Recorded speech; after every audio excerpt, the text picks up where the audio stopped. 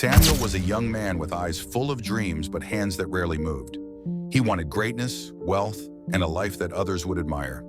In his imagination, he saw himself standing on stages, living in luxury, and being celebrated. But when it came to action, Samuel often chose the comfort of his bed, the distraction of his phone, and the sweet lie of, "I'll start tomorrow." Days passed, then weeks, then months. Samuel kept telling himself that one day somehow, success would come to him. But success is not a guest that knocks on your door. It is a mountain that waits for you to climb. One morning, Samuel woke up late, as usual, to see that his childhood friend Daniel had launched a small business. Daniel was not as talented, not as intelligent, and not as ambitious in words, but he was consistent in action. While Samuel dreamed, Daniel worked. While Samuel scrolled, Daniel planned. And while Samuel delayed, Daniel acted.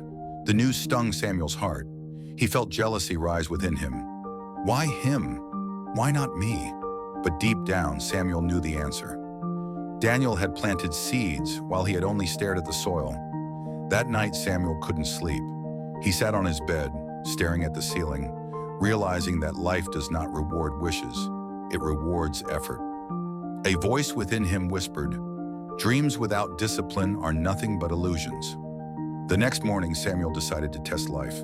He woke up early, for the first time in a long time. He wrote down his goals, and then he wrote down what actions would bring them closer. It felt strange, heavy even, because his body was not used to the burden of discipline. But he reminded himself, if Daniel can do it, why not me? The days that followed were not easy. His mind begged him to rest. His body told him to quit. But Samuel had tasted the bitterness of regret, and he refused to swallow it again. He worked in silence. He failed, tried again, failed, and tried once more. And slowly, the seeds he planted began to sprout. 1 year later, Samuel stood on a stage. Not the grand stage of his fantasies, but the stage of a small community event where he was invited to share his journey. People listened, not because he was special, but because he was real. He told them, "I once thought dreams were enough. I learned the hard way that without effort, dreams rot. Success is not given, it is earned, and discipline is the price you must pay."